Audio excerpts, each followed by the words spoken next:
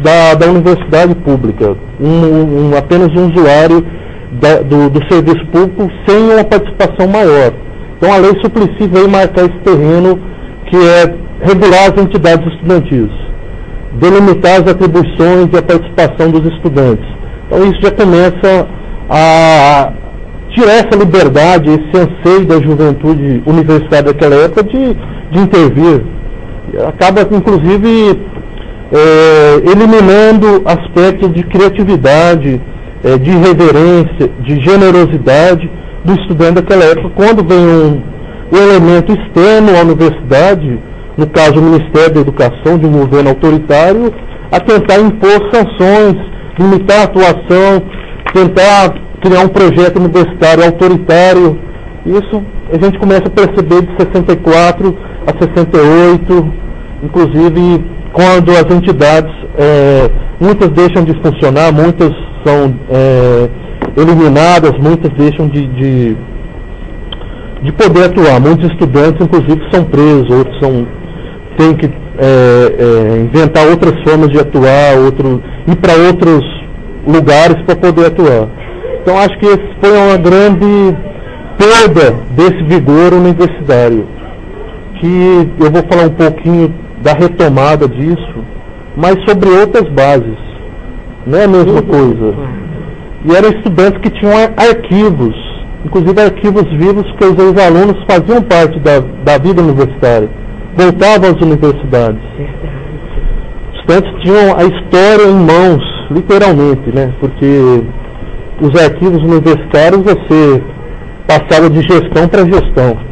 A gestão passada, aquela gestão que há 10 anos atrás. Então o pessoal tinha uma visão, vamos dizer, das coisas como elas aconteciam e aconteceram ao longo da história. E tinha uma visão muito maior também, porque a vida universitária é de muitas leituras, de muitos debates, de muita cumplicidade dos alunos, e que a reforma universitária de 68, com algumas outras sanções, com a, vamos dizer, departamentalização, que é a questão das turmas, os estudantes passaram a não se conhecer mais. Porque você entrava numa turma, se formava com outra. Você moldava seu currículo para, não, quero fazer apenas essas disciplinas. Então, houve, vamos dizer, um embaralhamento na vida universitária. E aliado à repressão, né? Discutir certos assuntos naquele momento, a gente está aqui hoje conversando sobre certas questões, era fechado, não era permitido, era processo em cima, era sanções, era prisões, e tudo que nós já sabemos um pouco, né? Pelo o que a gente lê por aí. Então a retomada do movimento estudantil em 77, com os primeiros congressos, encontros nacionais, as tentativas dos encontros nacionais, das recriações da UES, da UNE, trouxe um novo ânimo ao movimento estudantil. Sobretudo quando se recriou a UNE em 79, e muitas uniões estudantis. Outras foram criadas depois, mas as principais foram criadas já em 79. A UNE deixou de funcionar, embora assim, funcionando, tendo a reabertura, só em 85 que houve o reconhecimento da União Nacional de Estudantes pelo Estado brasileiro, pelo Ministério da Educação, que reconheceu a UNE e tal, que a UNE tinha sido reconhecida por Vargas em 42. Tinha sido criada em 38, foi reconhecida em 42. Aí ela foi recriada em 79, só foi reconhecida, vamos dizer, na Nova República, um pouco depois. E aí o movimento estudantil já não era mais o mesmo. Por quê? A universidade mudou muito, a estrutura da universidade.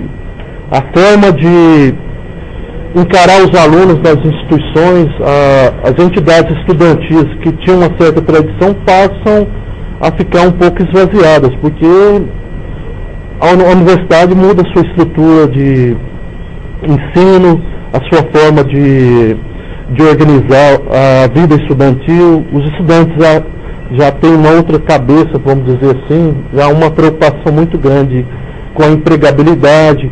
Os profissionais já formados, já, vamos dizer, é um inchaço do mercado de trabalho diante da questão da desprofissionalização. Muitos estudantes se formam, já não tem emprego, então já tem toda aquela preocupação já em entrar na universidade e sair rapidamente. Então é um novo cenário que não dá para a gente comparar aqueles estudantes que eram a minoria em um determinado momento e com, vamos dizer, com a massificação, com uma nova forma de profissionalização, é mudado o perfil dos estudantes universitários. Então, a UNE, que nos anos 90 começa a liderar o movimento estudantil, já sobre outras perspectivas, já mais ligadas a partidos políticos, já com as preocupações mais, pelo menos nos últimos anos, de ser uma correia de transmissão dos partidos políticos, já pega aquela generosidade, aquela capacidade, vamos dizer, de provocar, de fazer um movimento estudantil mais autêntico. A gente percebe que as coisas são um pouco forçadas quando se tenta fazer alguma coisa no movimento estudantil. Não é coisa assim mais expressiva. Então hoje a gente tem um cenário que não é dos melhores. Eu diria, até posso estar sendo um pouco, vamos dizer, autoritário, mas a ditadura de alguma forma conseguiu o que ela queria.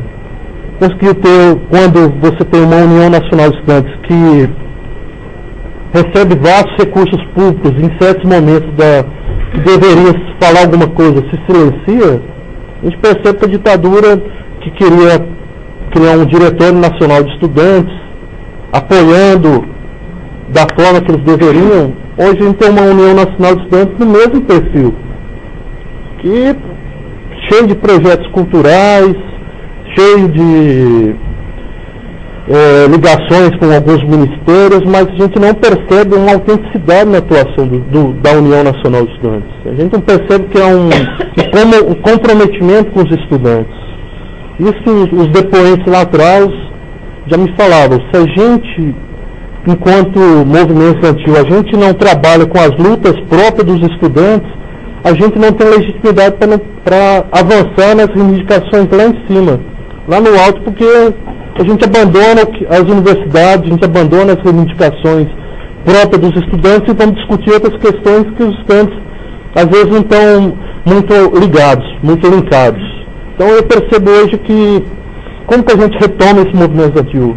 É investir nos DAs, nos CAs, nas executivas de curso, discutir o que está muito mais próximo, sabe? Discutir o que é mais fácil para a gente, de entendimento, de debate, inclusive. A gente tem a condição de debater uma coisa que cada um tem facilidade. Não adianta a gente querer criar pautas que não tem muito a ver com o nosso dia a dia. Acho que por aí vai puxando a coisa, né?